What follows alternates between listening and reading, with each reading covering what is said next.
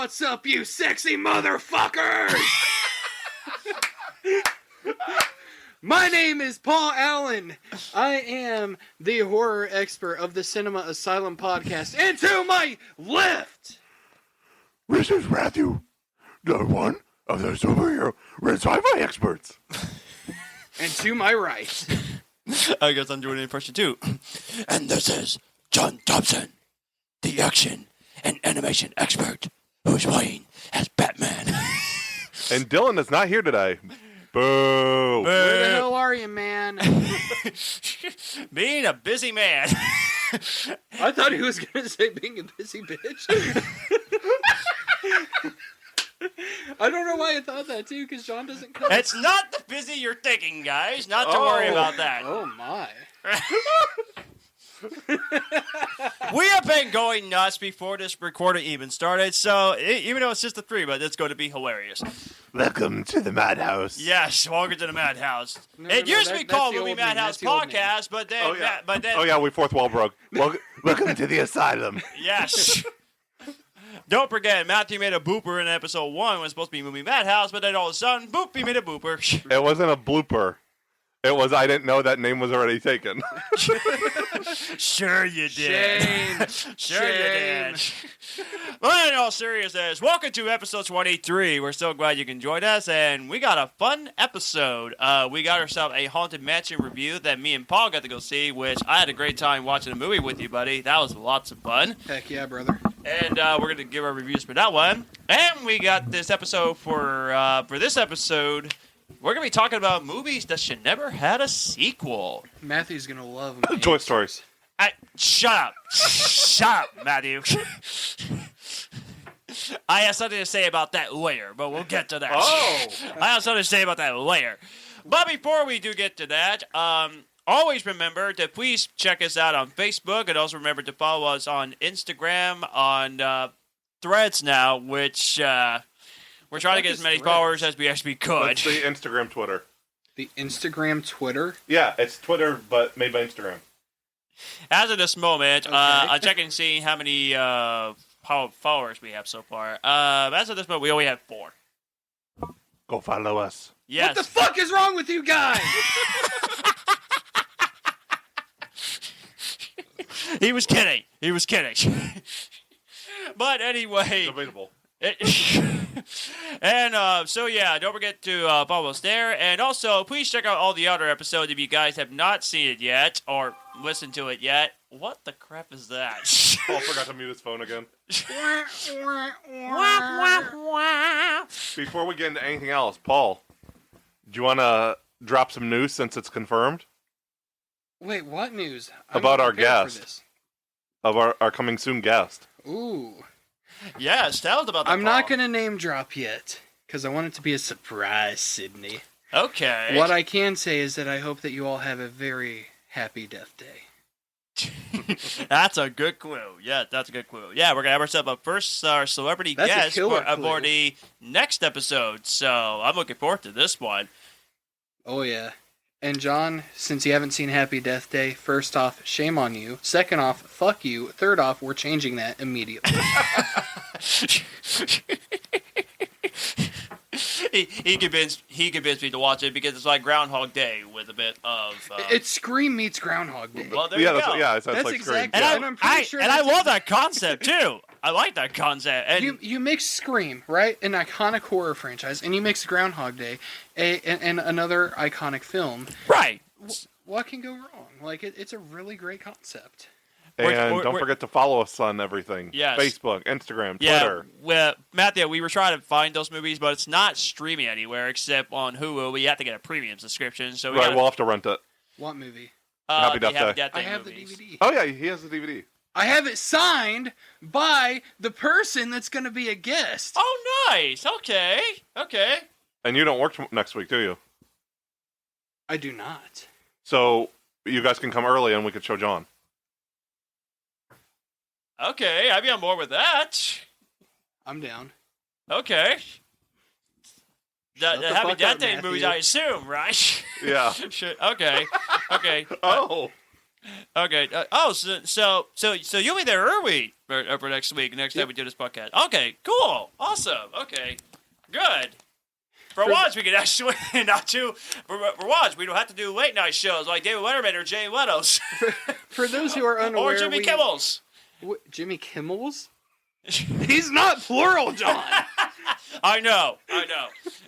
I'm not saying anything. In disclosure, I like Jimmy Kimmel. He's a funny guy. Jimmy Kimmel's very funny. For those who are unaware, we pre-record our podcast episodes on Sundays, and for a few weeks I was unable to be on the podcast because of my job.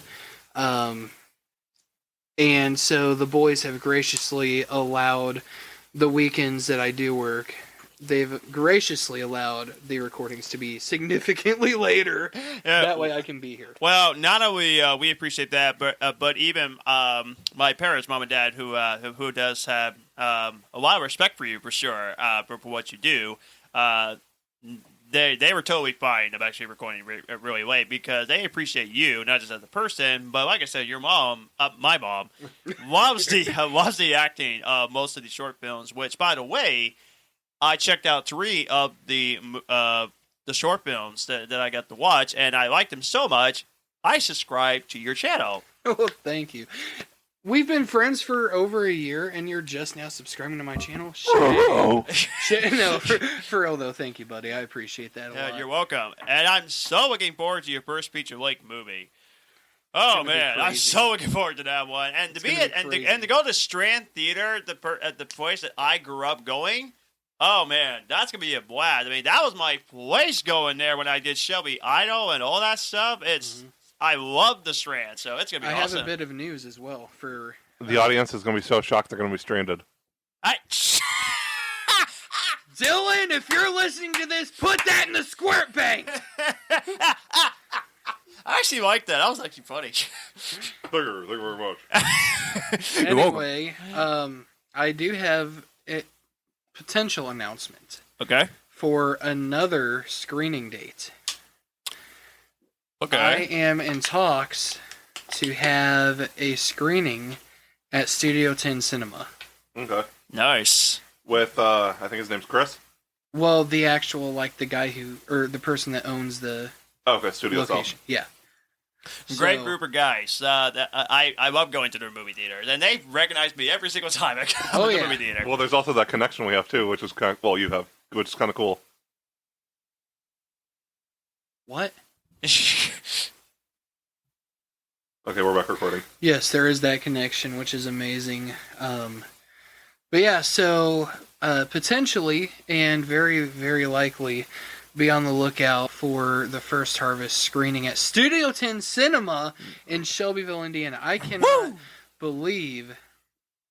I mean, having it at the Strand and having it at the Rose Fire Bay in Bloomington, that's so cool, but having it at a theater, it's just mind-blowing. So yeah, me and Paul have an announcement to make. We're full of announcements tonight. Yes. Yeah. The Skyline Drive-In here in Shelbyville is having a drive-in massacre where they're showing movies like Christine, one of the Nightmare on Elm Streets, and they're doing a fake 50s style trailer contest. And the trailer has to be a minute long and 50s style. And Paul and I are hopefully going to be entering. But yeah, needless to say, the 1950s, I mean, that was pretty much the, for many people, golden age of films, especially in the live action and the animation genre. So that's going to be House on Haunted Hill. House on Haunted Hill. Yes. That was in the 50s? 1959. Huh, I did not know that. 10 more years and it's John's favorite number. Good Lord, Paul. Good Lord. I haven't even reached that age yet. We haven't even turned my 30 yet. Not yet, anyway. Well, speaking of that, there's something that I actually... I do have a request whenever we do this roastacular 30th birthday, which, again, I'm not looking forward to that. Looking forward to that. God help me. I seen these on YouTube. People talk about their favorite movies from the year they were born, like the year from now for 2023. So I'm actually planning on doing 30 movies. From 1933? No. No! 1993 to 2023. 1893? No!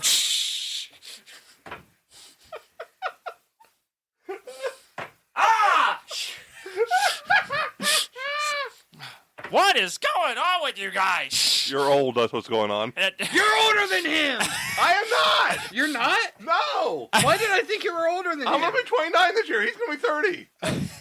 I personally, I did not know that you were younger than me, honestly. Do I look that old to you? Yes. I kind of did. You look good. Thanks. Oh, no. Just get to the trivia question, please. Oh, shoot, I forgot about that. Oh. Oh, I got one. Let me pull it up. Okay. I've still got a couple saved I haven't used yet, so I need to get more out. Okay.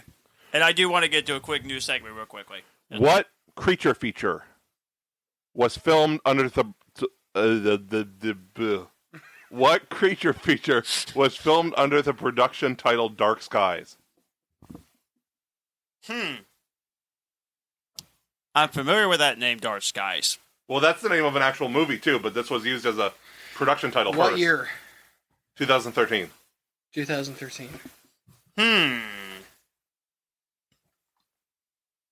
Okay, can you repeat that question again? Because there's a few movies in 2013 that I know. What creature feature was filmed under the production title Dark Skies? Okay. Well, it's definitely not Godzilla because it didn't come out in 2014. It didn't come out until the next year, 2014. So I'm throwing that out. It's not the Thing prequel because that came out in 2011. Man, I haven't seen a lot of creature features lately. I have no clue. I don't. Paul, you have any clue? I'm lost. You guys both give up? Yeah. What is I do. Sharknado! Oh, Sharknado. Okay. I have a trivia question. All right. Okay. So this is a question from Scream 5 again.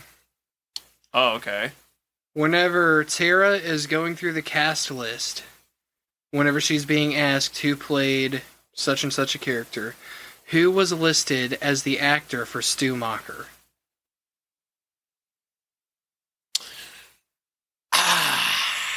It wasn't the actual actor. It was a real life actor that was listed. But it wasn't Matthew Lillard. Correct. I had no clue about this one either. I don't know. Vince Vaughn. Really? The Vince Vaughn. Okay. Yes. Wow. One of the most underappreciated actors. Yeah, that's true. I mean, he has done a lot of comedy work, but he also. If you don't believe me, watch his movie Freaky. Okay. It's a really good movie. I know he was also in another movie that he was in. It was a very much a serious film. I think it was called Brock and Cell 99 or something like that. It was like a prison movie that he was in. Something to that effect, I think. Ride in Cell Block 9 or something like that? Something to that effect, yeah.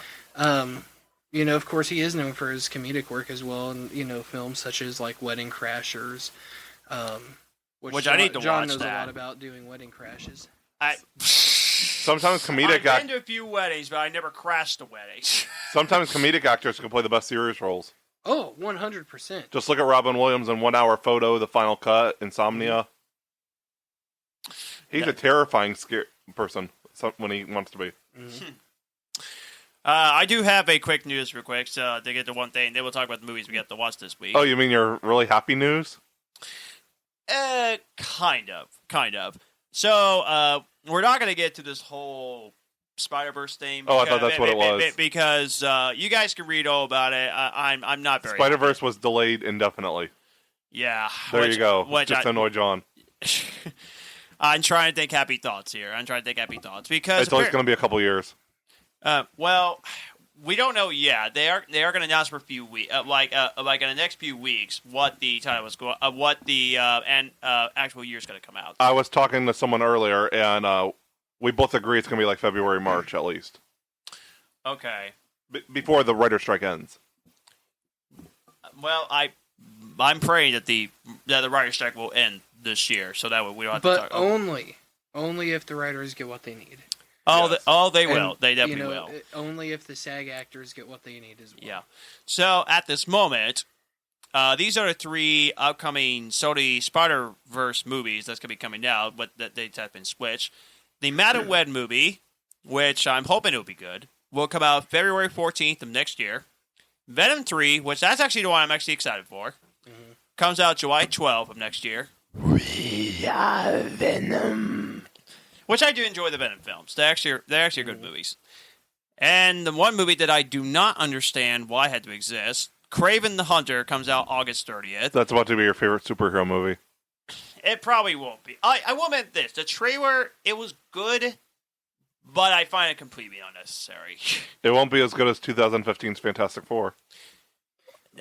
Oh, Matthew. Don't get me started on that movie that I hate. Ugh. Oh, I hated that one so bad. I'd rather watch Batman and Robin 6-7 more times than I watch Fantastic. Good God. I love Batman and Robin. It's a good when I feel stupid to just sit down and watch it. But anyway, yeah, Kraven the Hunter, that comes out August 30th of 2024. But yeah, guys, what do you think of the fact that these are the movies that's going to get released for next year before Spider-Verse? Like, is there one that's actually excited you the most for any of these 3 films? I'm kind of excited for all 3, truthfully. Really? Okay. I think one will definitely prevail over the others. Venom. Easy. Absolutely. That being said, Kraven's my next favorite pick. Really? Okay. I agree, but solely because we don't have anything for Madam Web yet.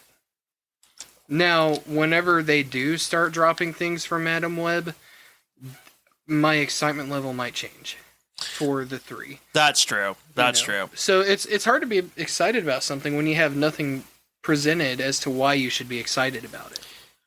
Was the Madam Web character, was she the one that always talked to Spider-Man in the Spider-Man the Animated Series? The old lady that sits in the spider chair? Yes. Yeah. Okay, I thought so. Okay, yeah. It is disappointing that Beyond the Spider-Verse is not going to be coming out next year. Yeah. It is disappointing, but... Well, it could. I'm guessing... There's not going a to. chance in hell. They haven't even started it yet. Well, I'm guessing, if I can make a prediction, like I'm guessing... 2026 territory. Okay. My guess was going to be either October, November, or December of next year. No. That was going to be my next guess. Because there's so much that goes into animating that movie. Yes. Animation takes a while, especially if you have multiple animation styles. Yeah, I know. But yeah, And then if they do what they did in Across the Spider-Verse, and they have like live action sequences as well. They got to mix those together. Yeah, like that process, it takes a lot of time, and they're not going to be able to get it done for next year. I'm just excited to watch it on Blu-ray, so that way I can get rid of the bad things I hear about that movie, so I can be excited for the film, so I can rewatch that movie again. Because, again, that film is phenomenal. It's one of the best comic book movies of all time. I love that film so much. Yeah, I can't wait for Blu-ray release of Across the Spider-Verse. Yeah. Guardians of the Galaxy 3 comes out on Blu-ray this week. Support physical media. Go buy it. Yes. Absolutely. Which thank you for mentioning that, because I heard either in Australia or Austria, they're not doing any more Blu-ray releases anymore. That is stupid. It is stupid. Support physical media. Yes, absolutely. Hopefully, especially from independent films. Yes, hopefully we're not next, because I always buy Blu-rays. Because I always buy Blu-rays whenever a new movie comes out, I get excited to see and everything. And while we're on that subject, streaming services. Release your shows on Blu-ray. Yeah. Except for the ones Matthew likes. I'm still waiting for my Expanse Blu-ray box set. That doesn't need to come out. I'm getting the death stare right now, people. I think you're only doing that just to confuse. I'm doing it just to rile Matthew up. It's okay. Okay, see, thank you. It can't be true. By the way, Matthew, did you see what I rated Interstellar on Letterboxd? No. Look. You haven't even watched it yet. Just see what I rated it. And actually, I do want to get to one quick thing. There's one movie that's been doing surprisingly well, which is Surprisingly? no, not the one movie you're thinking of. It's the other film that's actually doing well. Sounds of Freedom. $140 million already on a $14 million budget. I mean, it's been incredibly successful since Angel Studios has bought the rights to this movie. I mean, just unbelievable how they managed to get this film from a video demand studios to putting this movie into theaters, and people are just loving this movie. And I've been wanting to see this movie anyway because I like the lead actor in general, and the story sounds very interesting to me. What? It's not the one that I'm actually not to talk about. He gave Interstellar a half a star on Letterboxd. And he hasn't even watched it yet. No, don't encourage him. That's a late/early 2024 April Fool's joke. But anyway, Matthew is so unbelievably pissed at me right now. But anyway, in all seriousness, back to the real world, please. Into the Real world, this is serious. Hey, I didn't give it 5 stars. I actually gave it 4 stars. That's better than a half a star. That's true. Yeah. But anyway, in all seriousness, though, I find it impressive that for a budget that only costs $14 million, the fact that it's making multi-times its budget for a movie that nobody thought it was going to hit theaters. Now, should we remind John what he said about the other movie? We'll get to that when we'll get to that in a moment. But let's talk about the movies that we got to watch this week. I got to say this real quick. Before we get to that and that, though, there is something that I think needs to be said about Sound of Freedom. Okay. Oh, okay. Did you watch it? I have not seen it yet. Okay. I do plan on watching it, but because of the subject matter and, my PTSD, I have to be quite cautious with what I watch. Right. So, one thing that I've noticed is that there are a lot of people who really, really support the movie, and that's great. And there's a lot of people that despise the movie for one reason or another. I really want to encourage people, not just with Sound of Freedom, but with other movies. If you have a really strong opinion about Sound of Freedom or any given movie, please do your best to be respectful to the opposing opinion holders. Absolutely. Nothing is more infuriating than seeing people online bitching about a movie. That they've never even watched. Especially an important movie such as Sound of Freedom. Because that doesn't make me want to see it. It doesn't make me want to listen to its message. It just makes me want to turn it off and go about my day. Exactly. So quit bitching at people who disagree with you. Have a healthy conversation and move on. And stop detracting from the message that the movie is trying to convey. That could be said about anything. Have a healthy conversation. That's all I want to say about that. Exactly. I was unaware of the controversies, honestly. I just kept hearing positive things. There's a specific controversy about it because, from my understanding, and I might be wrong or partially wrong on this, either someone or a group has paid for like thousands of tickets so that people can go and see it for free. And so there are some people who are against the movie because they're like, oh, the numbers are inflated because someone bought a bunch of tickets, so it's showing that it's sold out. That's a lot of bull right there. I disagree with what they're saying, but I understand why it would be frustrating if they're looking solely at box office numbers. Right. That's what I have to say about that. Yeah. I mean, look at the multiple studios that turned that down for that film. And yet Angel Studios Angel Studios picked it up, and it's already one of the biggest sleeper hits of this year. It's unbelievable how they managed to do that. Why do you give me that smile for, Matthew? What did I ever do to you? Now, I think we can agree I was right. Barbie is going to cross $1 billion. What's it at right now? Like, Yeah. Within a week, it's at like 778 million. Are you serious? Yes. Or, Jesus. yeah. It's crossing $1 billion. Oh boy! If you guys want to listen to episode 21, I hate to tell you this, guys, but I aged poorly on that one. And that episode, I still don't like the movie, but we can agree it's crossing $1 billion. There's no doubt about it. Yep. I didn't even. Within a week. I did not even see that coming. I feel like that we should definitely acknowledge the fact that Barbenheimer was necessary for Yes, cinemas it in was. this period of Yeah. time. It is. And in the midst of That's how you get box people office back into bombs theaters. and in the midst of the strikes going on, this is exactly what the cinemas needed was Barbenheimer. Yeah. So good on Christopher Nolan, good on Greta Gerwig, if Yeah. I'm saying her name right. If I'm not, Yeah. forgive me. Yeah, you're right. And it shows how marketing actually works. Oh yeah, both movies are doing very well simply because of the Barbenheimer memes. It's amazing. Well, and just marketing in general. Half the reason these DC movies have been bombing, because it wasn't just Flash with Ezra Miller, which we don't need to get into that. No. But like Shazam, all of them have flopped recently. And also it's because Marvel's better than DC. I digress. But no, it's because they haven't been advertising them. They dropped like one trailer maybe a month before, and then they just let it go. They need to get creative with their advertising and actually promote it. I mean, the If you movies, promote your movie- movies that was supposed to live up to the hype, and then all of a sudden, you're right, it starts to lose money, or it's not reaching the box office expectations. You can't expect a movie to go on hype alone. You actually have to do your part and market your own movie.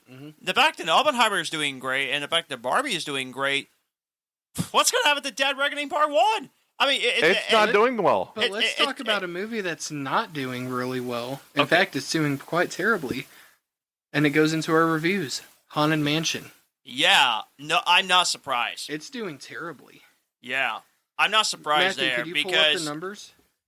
you're looking at stacked films that are out in that month of the summer. Like I said, Mission Impossible, Oppenheimer, Barbie. You are not competing against these three movies. I'm sorry. Impossible's not doing that well either. Well, no, it's not, but look at how bad that Haunted Mansion's doing.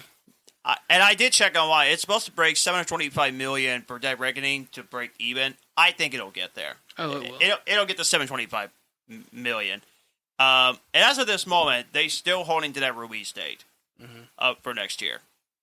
Haunted Mansion, budget, $150 million. Ooh, man. Box office, as of right now, worldwide, only $33.3 million. Ooh.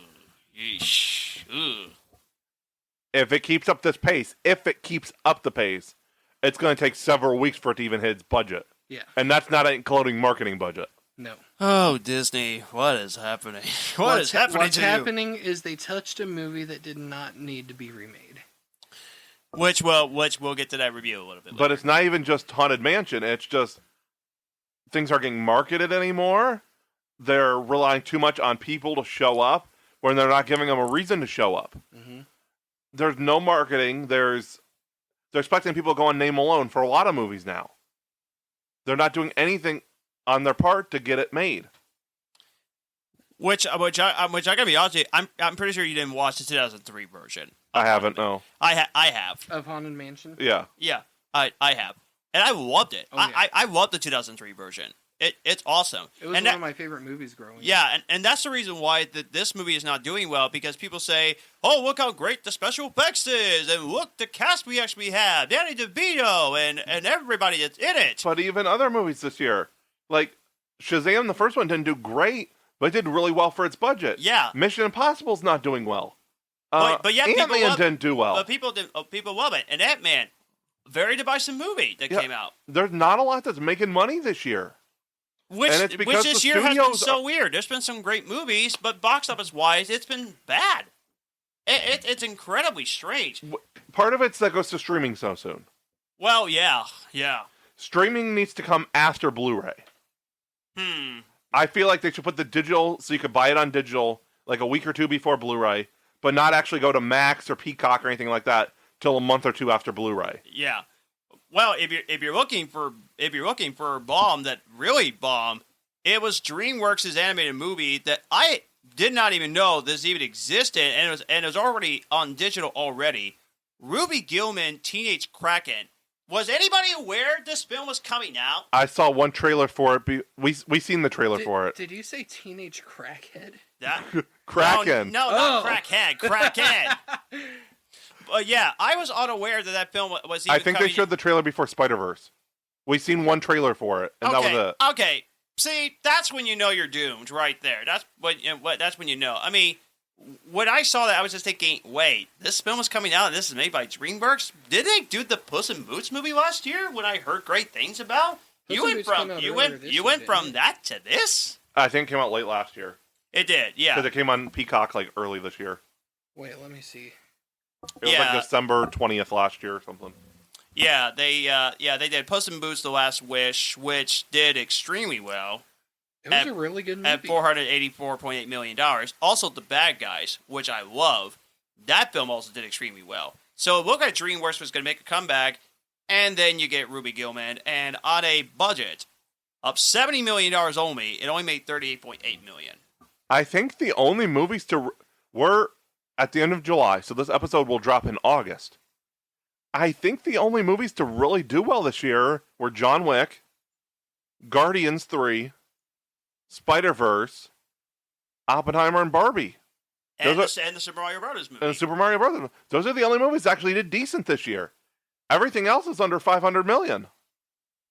Which why is in that? recent years, we've been getting several billion-dollar movies each year. Yeah. Up until COVID. And yet the Super Mario Brothers movie got mixed reviews, but that movie still made $1 billion because the audience went to go see it because of Mario, because why not? Because I love Mario. So, yeah, this year has been strange. I think Mario and Barbie are the only ones going to hit $1 billion this year. I think it's a very clear message that the audience shift is happening. Well, there's a shift in the audience that's going to the theaters. It's younger people and people that are fond of, superhero toys, so on and so forth. Yeah. I think that's a very clear message. But I've also seen, on the other side, I've seen, like, the Oppenheimer crowd, that people want to go for original movies, nothing attached to franchises or anything. Mm-hmm. That's why, even though we disagree on it, I think the creator is still going to do well. Even though if it doesn't make more, it wasn't going to right? Even if it doesn't make more money than Saw, it's still going to do well. I think Saw's going to kick its ass, but Paw Patrol is going to destroy both. Yes, because Paw Patrol comes out that same weekend. And you actually brought up a very good point a couple minutes ago as to why Saw X is going to beat the creator. Oh God, because of marketing. Yeah, definitely. Because Saw X has already started marketing. Right. There's only been two. They've been doing so well. They've been dropping teaser photos that spoil nothing. They had an exhibit at I can't remember if it was a convention or whatever yesterday, where they showed one of the traps, the brain surgery trap. Are you fucking kidding me? Yeah, all the creators dropped as a teaser and one full trailer. Yeah, and so you can see now why I believe that Saw X will do better. Yeah. So now we're on the same page. Yes. I still think it's going to do well, though. I never said it wasn't going to do well. Just to be clear. Right. I'm just saying I think it will do well. I'm saying that now.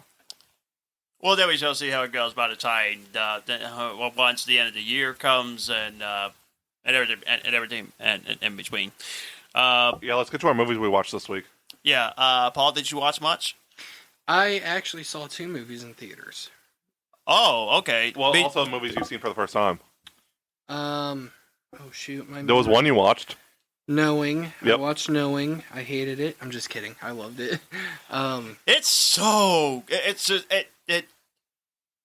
My brain explodes. Seriously, I mean, Knowing everything explodes. It's so weird, but I love it for how weird it was. Yet another acting clinic from Nick Cage. Yeah. The Cage.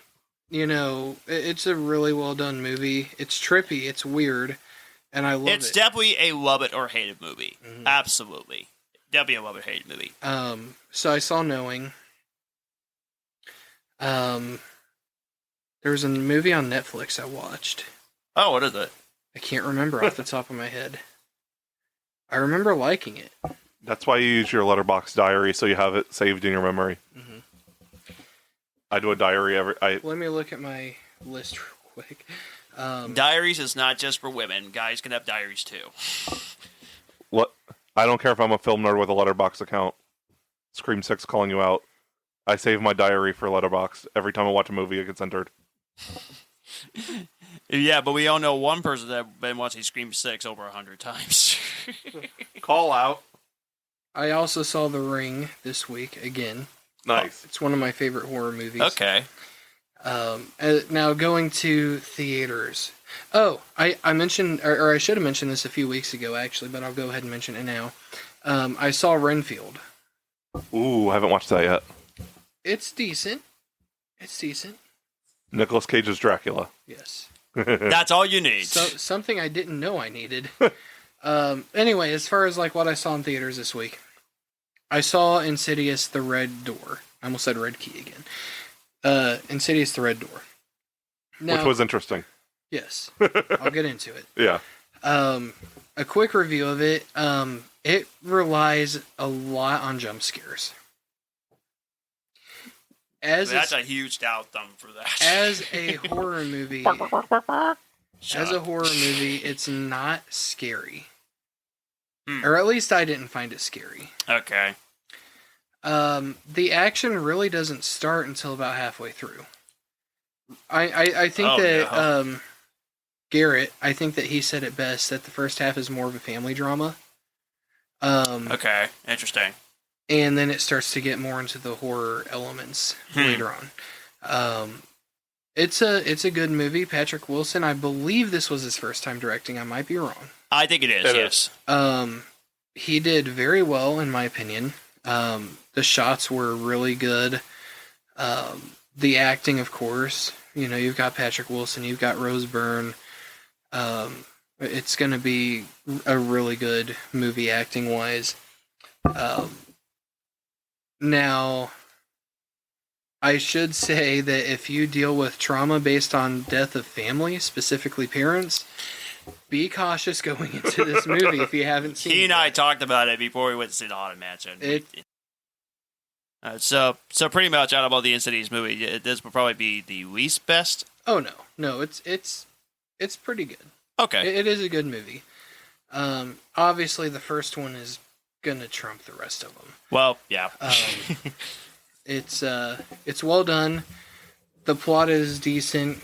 The acting is superb as always. There's not much else I can really say about it.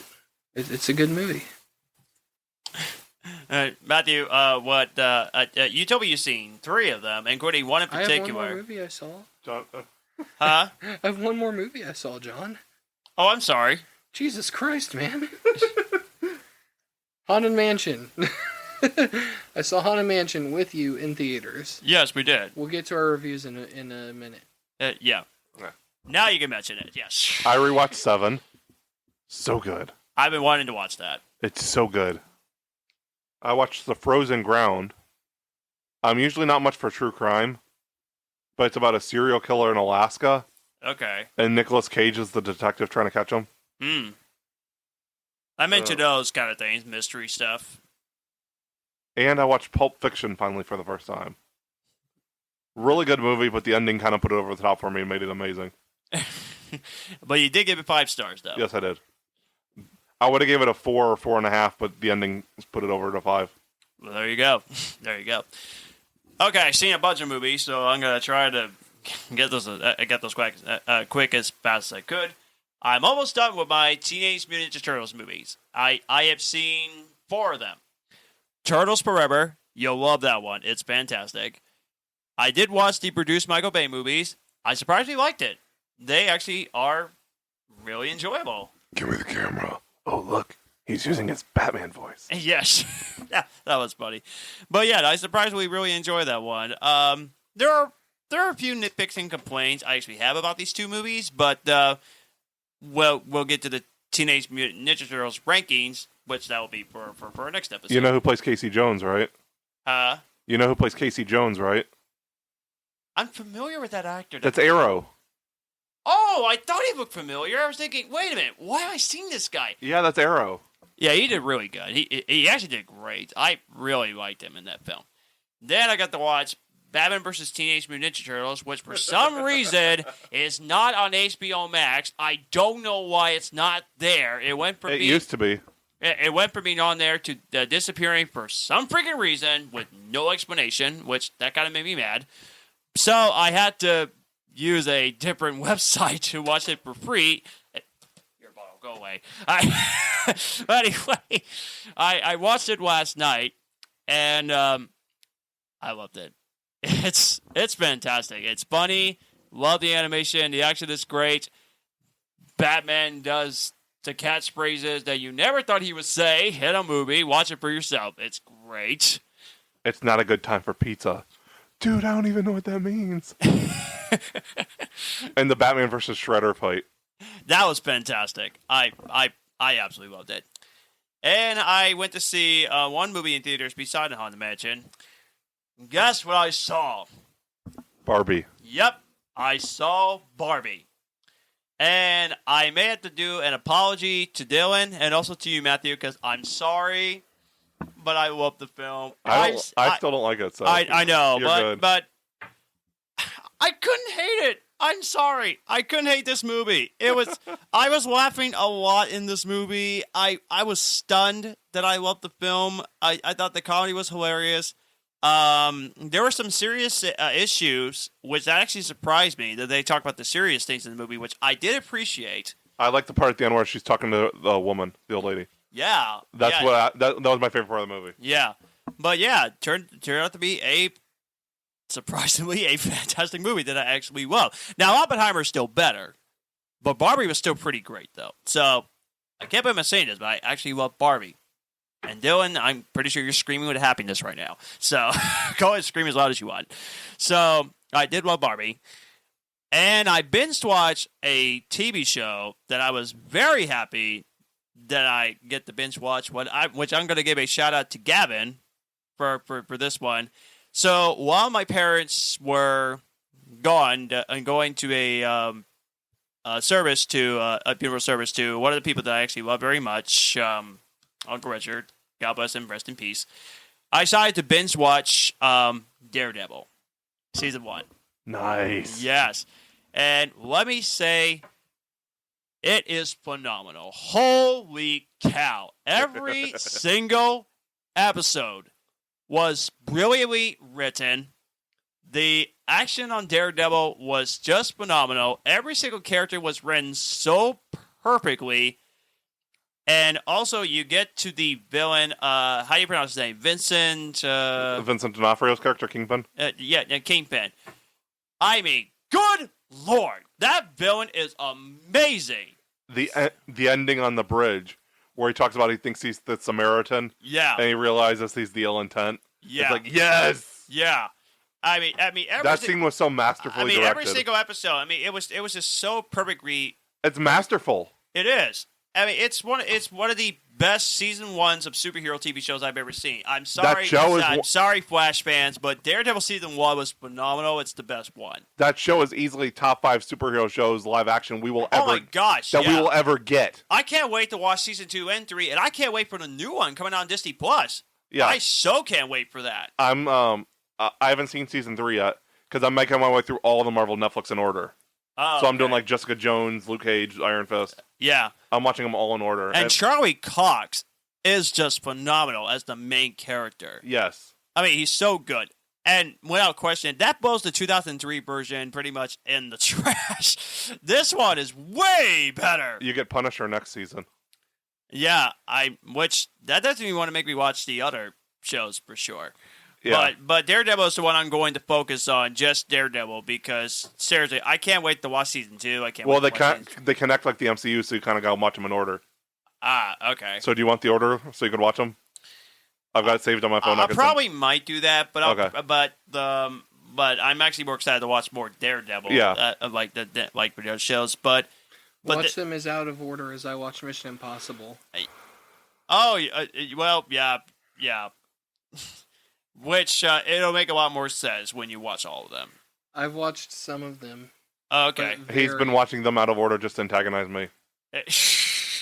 That's not right, Paul. I watched the third one. Okay. And then I watched the first one. And then I watched the fifth one. And then the second one. That is weird. is so freaking weird. Oh, I forgot to say that since you mentioned TV show. I binge watched all of Twisted Metal. Oh, yeah, you did. Yeah. That was amazing. I think that Matthew is a fan of Samoa Joe now. He was funny. Well, technically, I don't know how funny he actually was since Will Arnett voiced him. He did all the dialogue, so. And Anthony Mackie is a great actor in general. Yeah. Yeah, there's a really funny part. I told you about this earlier, but the listeners don't know. Yeah. There's a scene where a guy hears a noise outside the door. All of a sudden, you see him get impaled by a giant machete.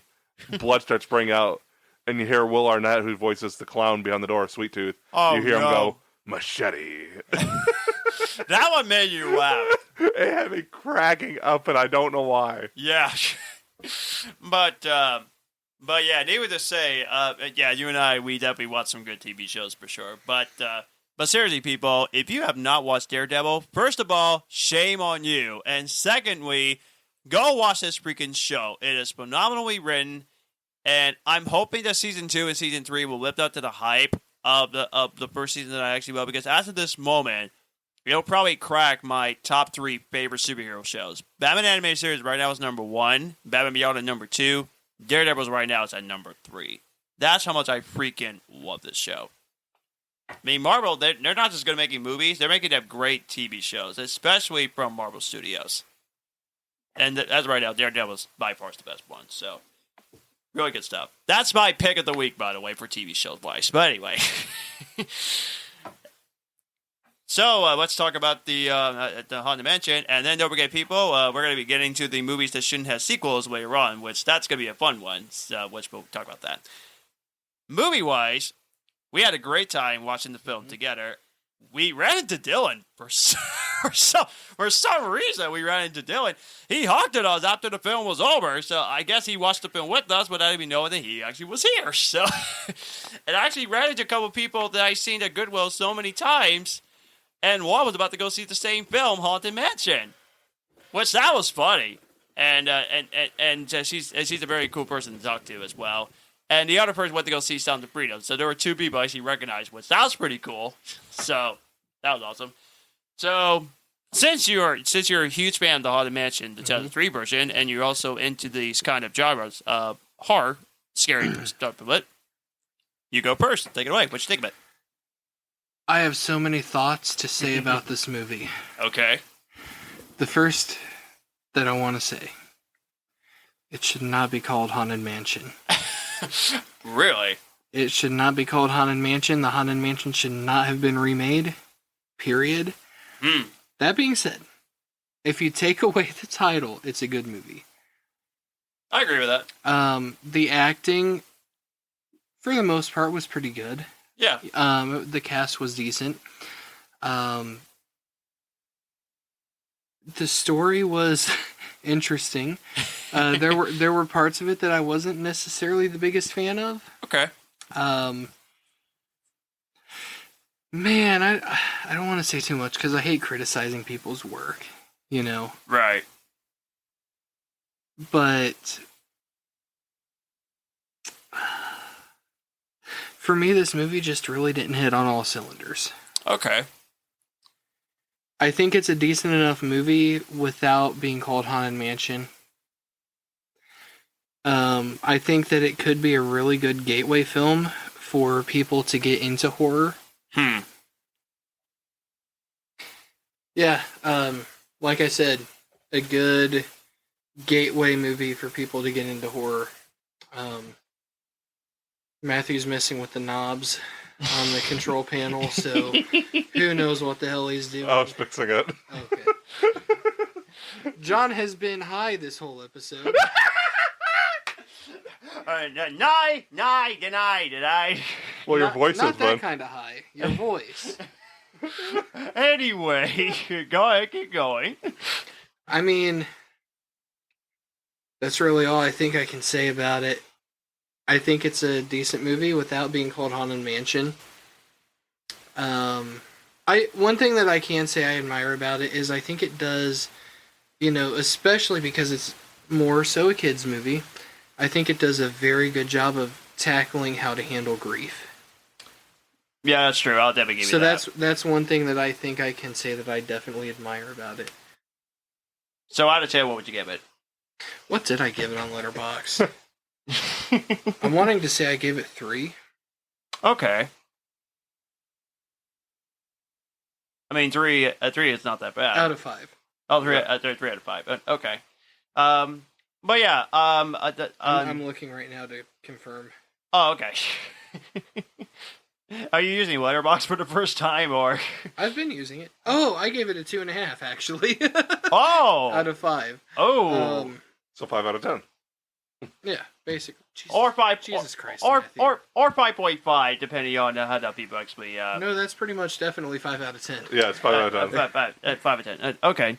I actually liked it a lot more than you, so I actually will give it a bit of a thumbs up.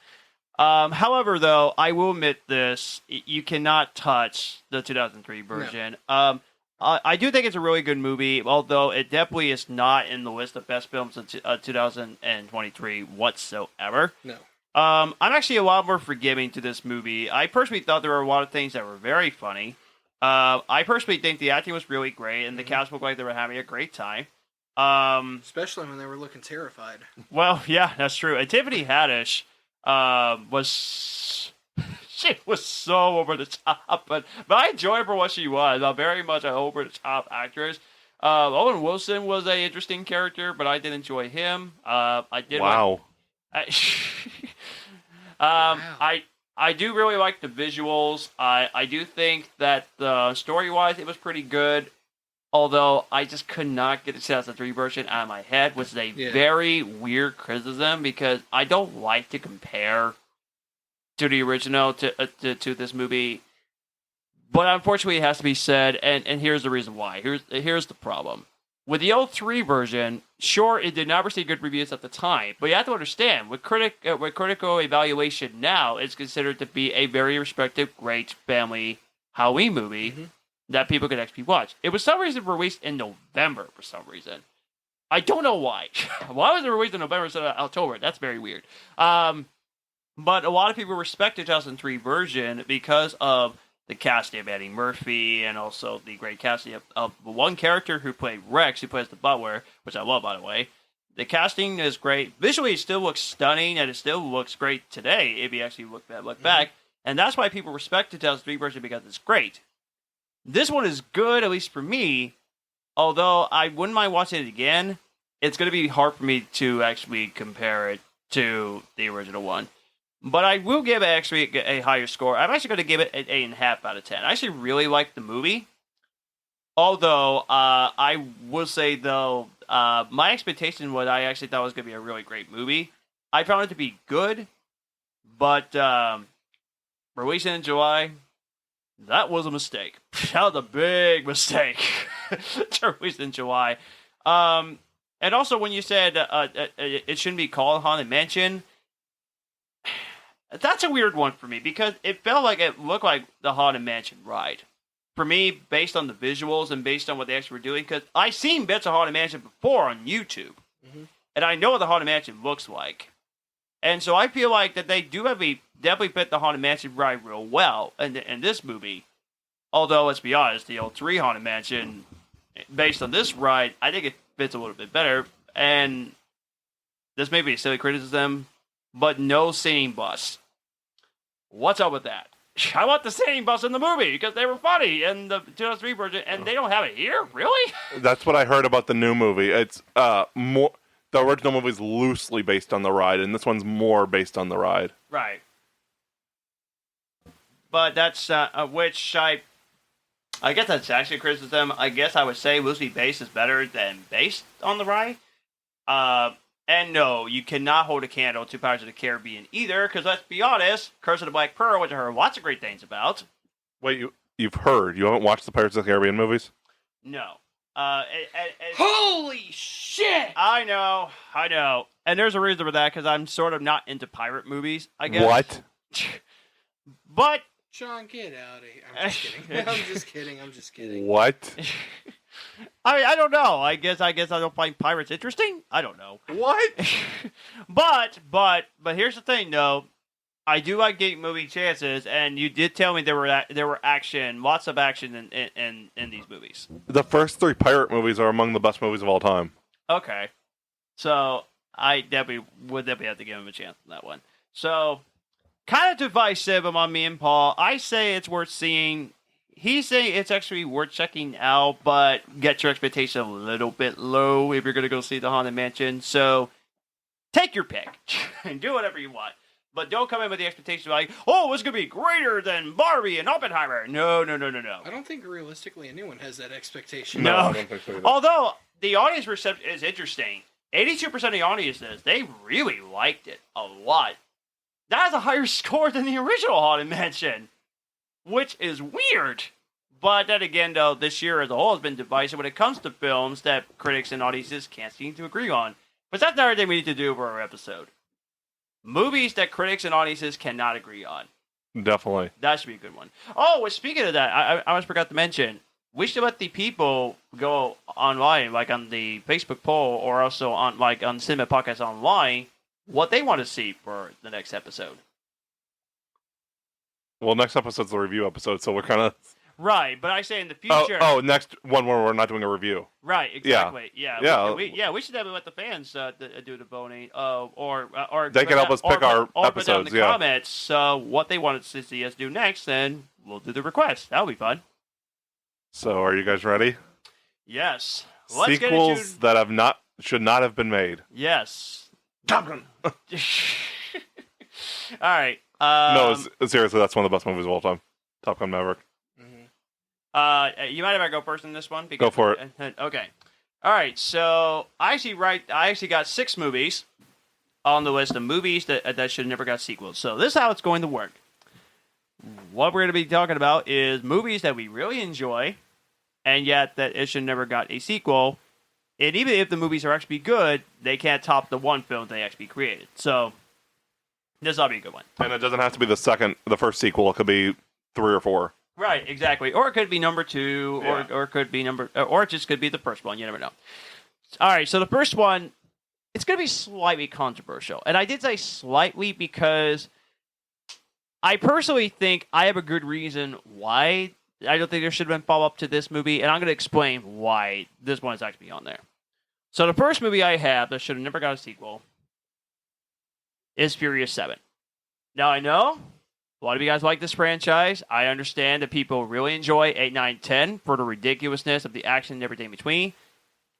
Technically, I enjoy these movies too. They actually are fun, action, over-the-top movies to enjoy that I actually do well. And I do enjoy 8, 9, 10. I do love these movies. But I think it should have stayed at 7 because for one reason, and that's Paul Walker. Because for those of you who already know, either a stunt went wrong or a big accident just happened, but he died during the set of the film? No, it was an accident. Like a tire blew out. Well, it was just regular driving. Okay. So they were faced with a very tough situation. James Wan was faced with a tough situation. Even the cast was facing with a very tough situation. And I personally think the way they end Furious 7 was absolutely done beautifully. When you get into the ending and you saw 2 different characters, Vin Diesel's character and Paul Walker's character, try different roads, and they did the tribute video of the original and like the best moments of Paul Walker, that would have been a fantastic way to close out the franchise, at least for me. But the movie made $1 million, and of course, they thought, let's make more movies. And box office wise, that was a good choice. Fast and Furious 8 made a lot of money. F9, not so much, but it did make a profit, and I guess Fast X made a profit. I could be wrong there. And F9 came out during COVID, too, so... Right. But I felt like if they would have closed it out with Furious 7 because of the tribute to Paul Walker, not only it would have been my favorite of the franchise, but it would have been a fantastic way to close out the franchise. But because they had to do more movies, they wanted to exactly do that. So, while I do enjoy these 8, 9, 10, I personally think that Furious 7 probably should have ended with right there, at least for me. So, because Furious 7, it really is a fantastic movie, and I do enjoy the other sequels, but Furious 7, that would have been a fantastic way to end the franchise for me. So, like I said, Paul Walker, I mean, he meant a lot to the cast and the producers and also the people that wrote this movie. I mean, he was underappreciated as an actor in general. I mean, he was just an amazing talent. So, Furious 7, at least for me. That should have never had a sequel. Okay, controversy out of the way. Now we get to the next 5. Okay, this one's a strange one to me because I grew up with this franchise as a little kid, and that is the Land Before Time. This is a strange one because I watched 4, 5, 6, and 7 constantly on VHS tape. And I watched it so many times. And I remember loving these movies and thinking, this is the greatest thing since sliced bread. And I didn't even know what I was doing, what I was saying at the time. Sliced bread is the best thing since Betty White. Although most people could say that too, but you never know. But then I didn't realize that those sequels, they never got a theatrical release. They were all straight to VHS tape. So I didn't even know that until as I got older. Now, the original Land Before Time is a Dawn Boot classic that can never be touched. I mean, you got a very simple concept story of Littlefoots in the game looking for the Great Valley to get back home to see their families. That would work the first time, which they did. Then, once Disney was dominating the movie in the Disney Renaissance, they thought to themselves, hey, we got more money. Let's turn it into a musical. And they started to make these musicals from 2 all the way up to 14. And I kid you not, you're going to laugh at me at this. When me and my parents went on vacation to South Carolina, I made a goal that I was going to watch every single Land Before Time sequel before we went for vacation, during vacation, is what I meant to say. And I got through all of them. I got through 2 through 14. And then I got to watch Who Framed Roger Rabbit and Logan, the black and white version. So I didn't watch all Land Before Time movies because if I did, I'd be stupid. but yeah, I most of the sequels on the list I do enjoy. But there were 13 of them. There were 13 sequels, which is too many. And Fast and Furious could get the 13 sequels, which I don't want them to go to 13. I don't even want 14 of the Fast and Furious movies. I don't want that. So, Land Before Time should have just taken one movie, despite the fact that I did enjoy the franchise. Oh, and one more thing about the 13, called The Wisdom of Friends. I'm no historian, but there's no such thing as yellow bellies in the dinosaur world. There are literally dinosaurs called yellow bellies. Played by Cuba Gooding Jr. of all actors, an Oscar winner, played in a Land Before Time movie. What is he doing in this movie? That's atrocious. And Yellow Belly just kept on talking, and then there was a freaking dream sequence. Yeah, I'm not gonna rant on 13. Moving on. Next one. That should never got a sequel. Home Alone 2, Lost in New York. Now the first one is a holiday classic. The second one could be better than the original. I love both of them. Both of the Home Alone movies are fantastic. Wonderful films. Doing a third movie makes sense, but there's just one little bitty problem. Did anybody want to make a guess why making Home Alone 3 is a problem? Anybody want to take a guess? Nobody? Because Macaulay Culkin was not in Home Alone 3. I don't know. I haven't seen the first one. Matthew, you got to watch the first Home Alone. Matthew, you asshole. It's a Christmas classic. Watch Home Alone. It's great. And watch the second one. It's great. So, Batman Returns is a Christmas classic. I'm still trying to figure out the Christmas theme here for this movie. I need to watch this film again. But anyway, so yeah, but the reason why Macaulay Culkin did not want to trip for Home Alone 3 because he wanted to stick to doing serious roles and he wanted to do something else. So, okay, that's fine. So they brought this other kid who was adorable enough, but you can't hold a candle to Macaulay Culkin because he is the child actor. I mean, he is the star. He is the McAllister of the first two Home Alone films. Home Alone 3 made sort of money, but it was completely unnecessary. So you thought, okay, we're just going to leave it there, right? Nope. They did 3 straight-to-TV sequels with 3 different kids. And all of them I heard was horrendous. You got Home Alone 4, which apparently it tells a story about a parent's midlife crisis of finding a woman. What is up with that? And then you get the Holiday Heist that was aired on ABC Family, which is a Christmas special. Okay, we heard that many times before. And then Home Sweet Home Alone that was on Disney Plus. I heard that film was a disaster. They not only brought a actor that is not Macaulay Culkin or any other kid actor, they just brought this kid, I assume it's from London, who's cute enough. And then they got this forced cameo of one of the Home Alone characters. I mean, that film is so disastrous. I might try to get through the Home Alone sequels, which, God help me if I get past number 3 and I actually can make those 3 straight-to-TV sequels. So you two better pray for me on that one. So that's another one. Okay, next one. Now, I had to put this at last minute because I freaking forgot there was even a sequel to this movie. Tarzan. Disney's Tarzan. I've not watched the sequel. Well, there's a good reason for that. I honestly, when I was making this list, I literally forgot that there were 2 sequels to the Disney movie. Now, when it comes to Disney Renaissance movies, this one is considered to be an underrated classic, at least for me in the Disney Renaissance. I mean, I personally think it's a wonderful film. It's got some wonderful animation. I love the storytelling. It's about family. It's about the heart of Tarzan and what he wants to do, stick with his family or go be with Jane. And Clayton is a fantastic villain. It's a great Disney movie. So what do? They make a straight-to-DVD sequel, Tarzan and Jane, which I probably remember watching a little bit of that film. And then you get Tarzan 2, which is a prequel. That's a red flag there. And secondly, Tarzan 2 is a complete ripoff of The Lion King in terms of storytelling. Think about this. Tarzan decided to run away from home to go to the dark place. What does Simba do? Ran away from home and went to a dark place. Second thing, what happened there? He got to play with a warhawk that looks like Pumbaa. There's that. And then the third part is the scene where Mufasa was giving Simba some advice and they saw those deers jumping. What the Tarzan was playing? Deers that were jumping. That's 3 things that you actually decided to put in the plot. It's a straight ripoff of The Lion King, and Disney animators didn't even know that yet.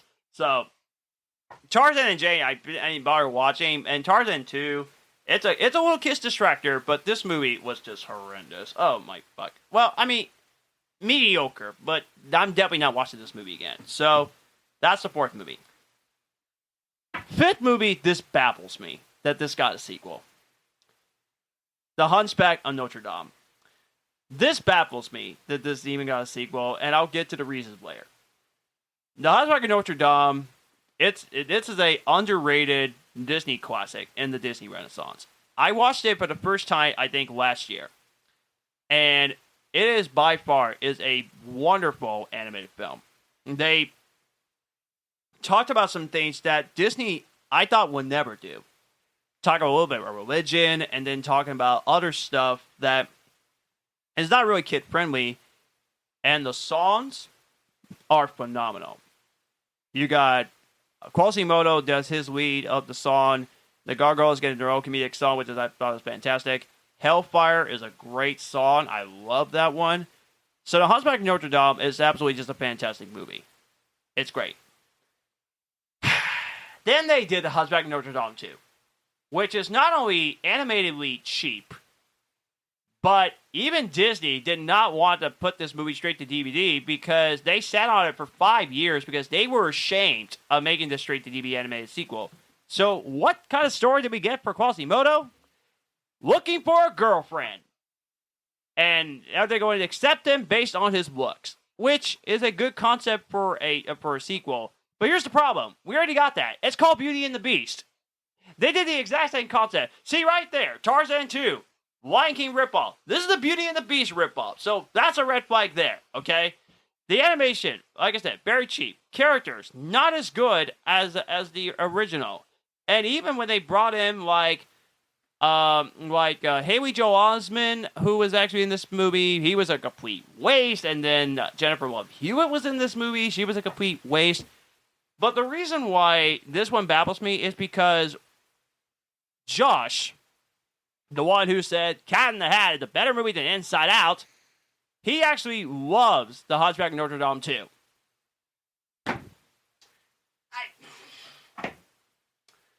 dude, you don't see that the animation is cheap, and you don't see that it's horrendous looking. And here's what's also weird.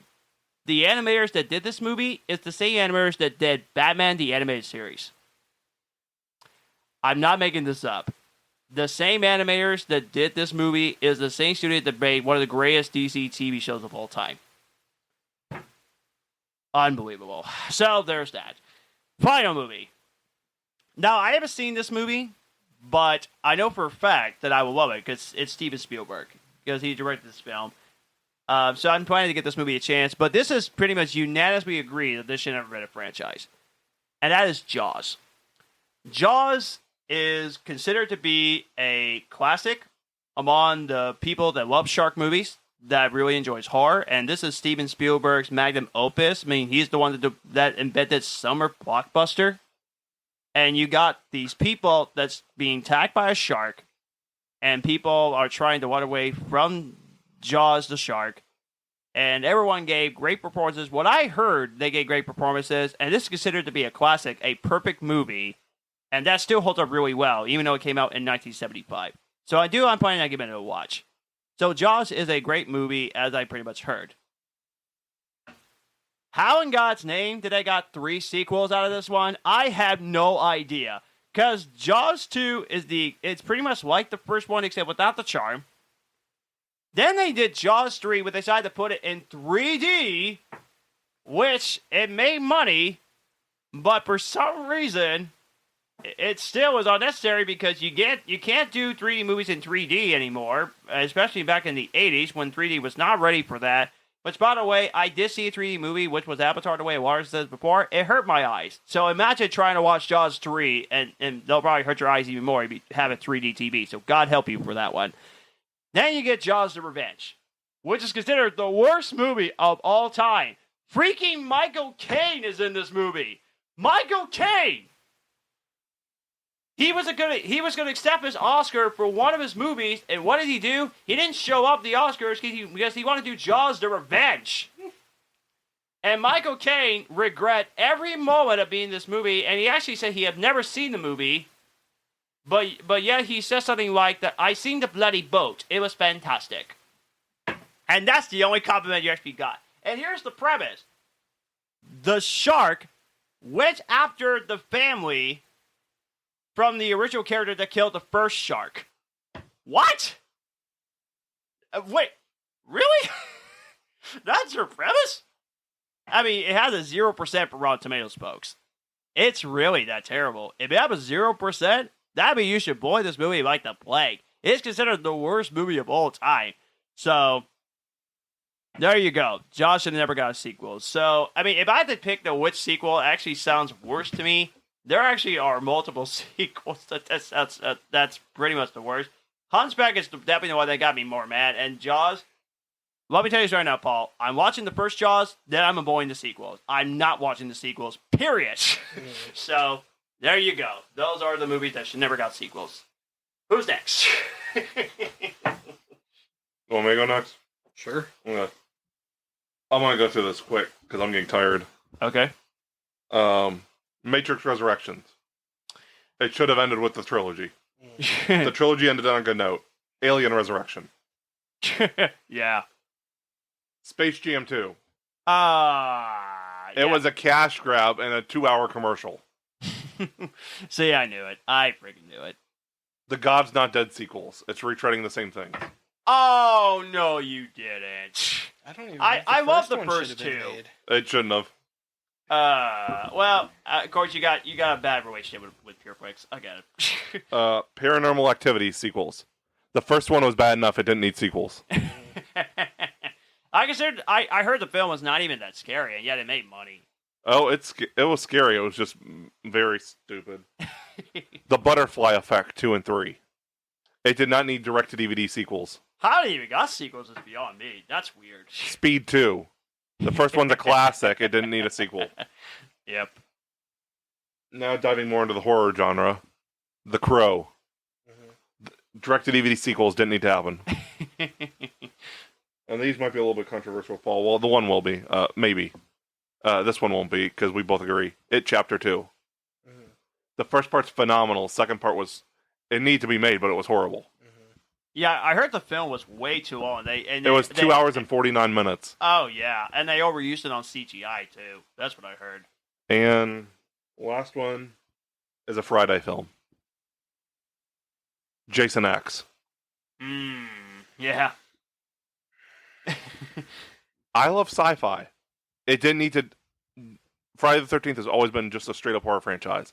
It didn't need to dive into sci-fi. It did sci-fi better than most sci-fi movies, though. He's only doing that to tick you off, Matthew. I know. Honestly, But yeah, that's all I got. Most Friday the 13th fans will probably agree that it's not the best sequel at all. honestly, thank God you didn't say Toy Story, because apparently I would have killed you if you would have said Toy Story. Toy Story. Yeah, too late, Matthew, too late. Which, by the way, I want to give you a heads up on Toy Story. I talked to Paul's co-star. I talked to Heidi and Holly about what you said about Toy Story being overrated. They disagree with you at a heartbeat, so by the vote of 3-1, you lose. It's not overrated at Sure. all. It was a simple game, Cotton. All you had to do was tell me where Sydney was. Now, you lose. Oh, so Scream 3's in your sequels that should never have been made? No! I'm just saying, it's official. Toy Story's not overrated. Moving on. Yes, it is. Shut up. Ay, Dios mío. All right, Paul, what do you got? House 2, the second story. A Scream reference. Yes, it is a Scream reference, but it is also a sequel that should not have been made. In all seriousness, though. Yeah. No, House 2, the second story. I'm going to say that. Unlike you two, I didn't actually write down my list, so this is going to be quite interesting. I don't think I've ever heard of House 2. Probably for the better. Yeah. House is a comedy, isn't it? Or no, wait, no. Oh, wait, House is a horror movie? To be honest, I can't even remember. Well, there you go. Anyway. The Halloween remake by Rob Zombie. Halloween 2 from Rob Zombie should have not happened, and he himself has said that. Really? Yes. Well, boy, Josh is going to kill you because he actually enjoys those movies. They're horrible.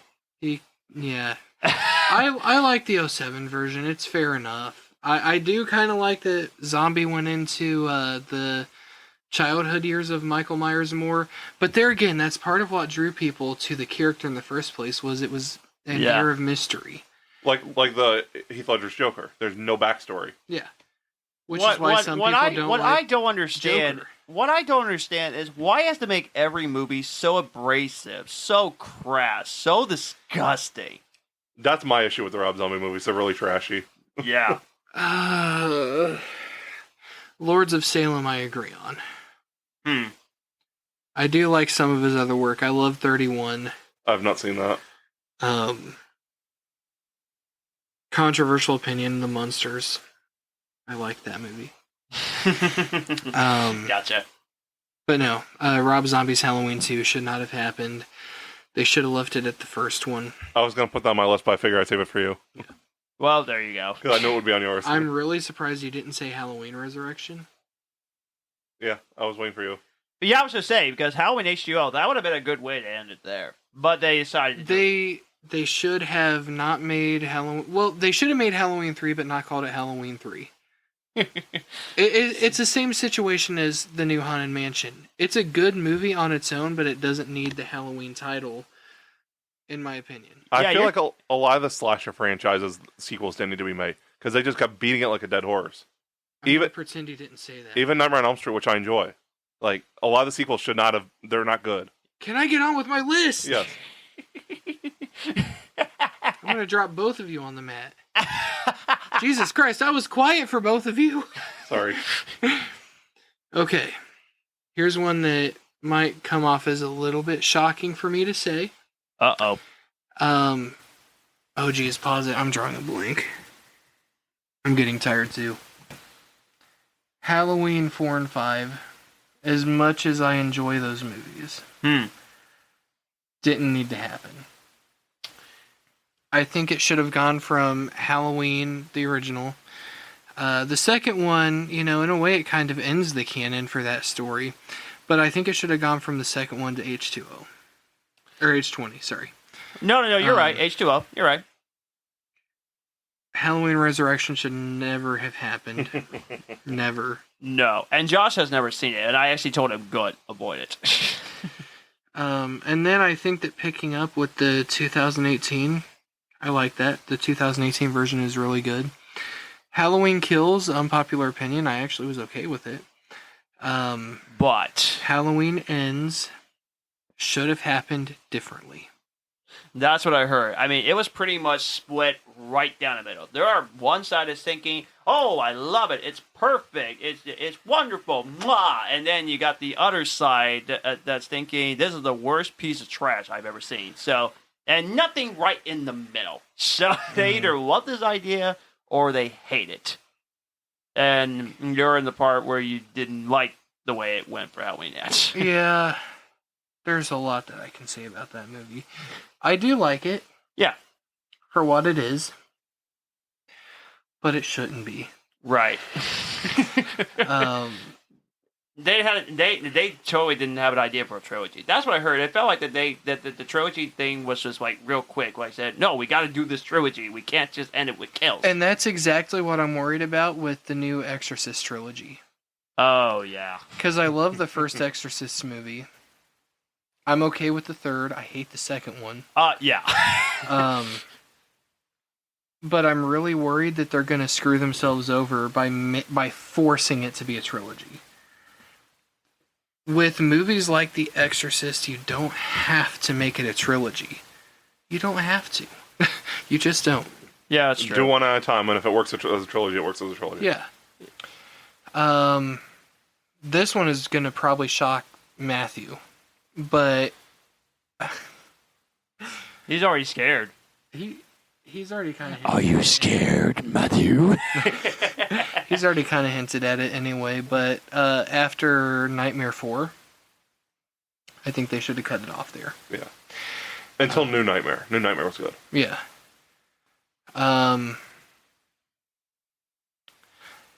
Friday the 13th, I would have cut off after 7. Yeah, that's fair. Yeah. The first 6 are so iconic. The 7th one is my personal favorite, and it's amazing because I actually got to meet Laura Park Lincoln, who's such a sweetheart. Is that Manhattan or Goes to Hell? No, that's it's basically Carrie versus Jason. Oh, okay. That's what I heard. Yeah, it's really good in my opinion. After that, it just kind of goes to pot, man. Like Jason Takes Manhattan, that was a hot mess. Okay, that was 8 then. Yes, okay, and then Jason Goes to Hell is 9. Okay. Jason X is, of course, the 10th. Yeah. Now, I want to say it's not that I dislike those 3. In fact, I actually quite enjoy Manhattan. But the quality's not there. They just didn't need to be made. Yeah.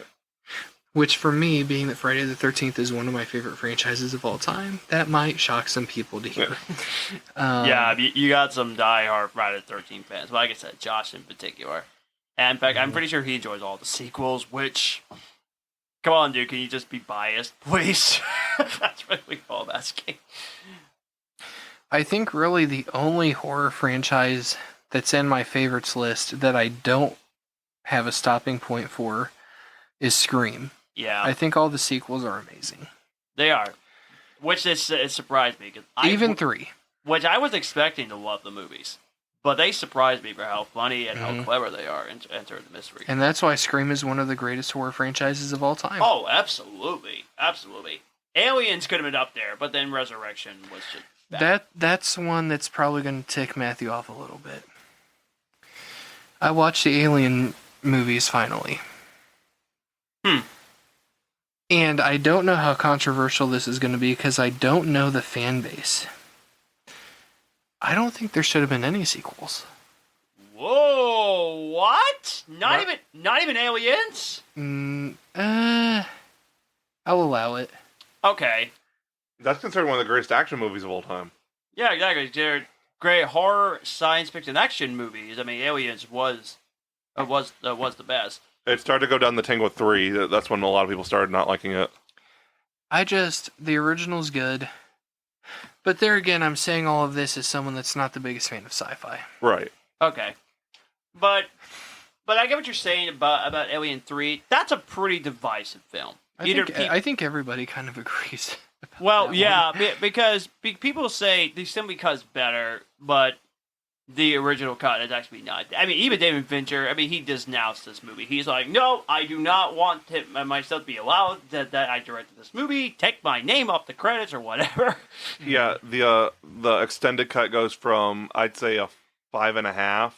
Well, okay, I usually do 5 stars, so I'd say it goes from a 2.5 to a 3 up to maybe a 4. Yeah. I definitely say the first two, but I am excited about the new Alien movie that's coming out. I am definitely excited about this one. You might be interested in that one. I actually have one in common with Matthew on my list too. Okay. And I'm going to explain it in somewhat detail because I don't know how long we've been going at this. Hour 25. Okay, that's not terrible. Yeah, that's not bad. Not bad at all. God's Not Dead, the movies. Yes. Be careful what you say, because I love the first two a lot. I think you're going to both agree and disagree with me. Okay. But I'll respect you for it. So, one thing that I don't talk about very often, and, this unfortunately is probably going to come as a shock to a lot of people, is that I am a Christian. And, there's obviously certain parts of my life that I'm working on to better my walk. Right. So I went into the God's Not Dead movies with the Christian mindset, Right. Because that's how I was raised. Yeah. The first one I give a pass for.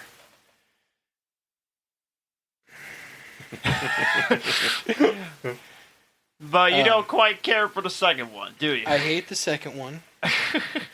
I love the second one. I hate the third one. I can't really review the third one. I'd give a pass to the fourth one. Kind of. Okay. I'm still not the biggest fan of it, though. The reason that I'm not a fan of the God's Not Dead movies, and this is probably going to be a little controversial. Okay. It's usually Christian versus atheist. Right. In all 4 of the movies, correct? Yeah. I feel, as somebody that used to be atheist, Right. I feel like they do not accurately portray atheism. Okay, interesting. All right. Because, they're in the movies they portray the atheist as these people who are vehemently against God. But there are atheists out there who genuinely believe that they've come to their conclusion based on scientific, hard proof evidence. Mm-hmm. Yeah. They have their evidence to back up their beliefs, or lack thereof. Yeah.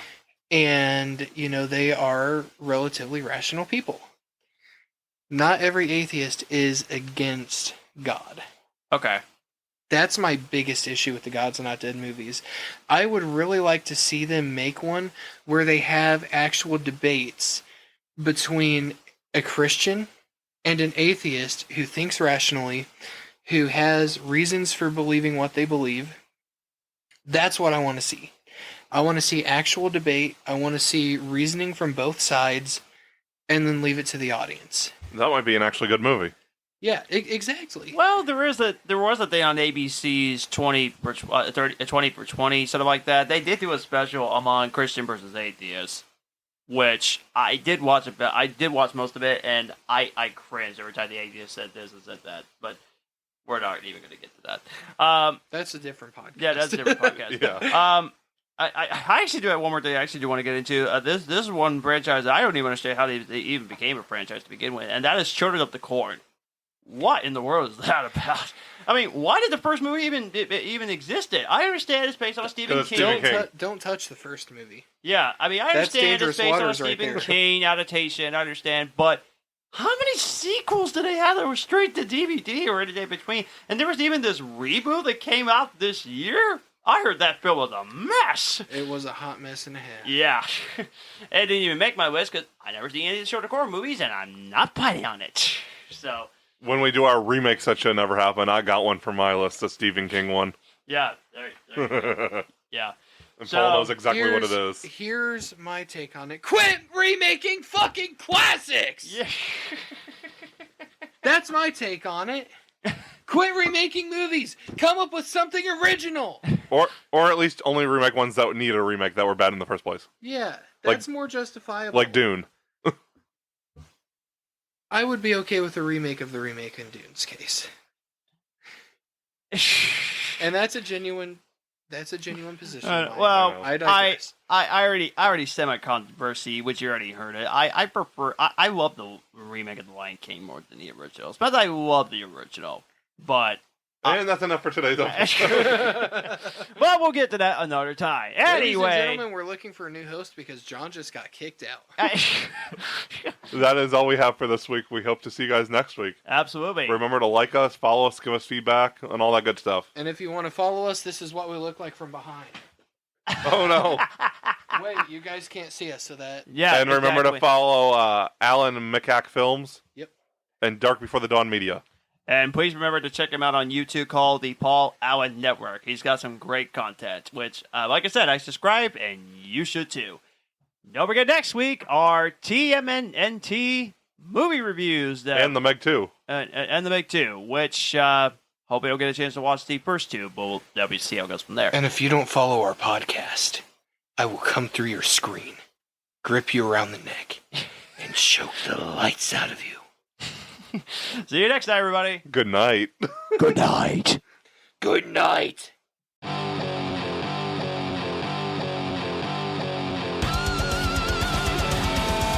have been the Cinema Asylum Podcast.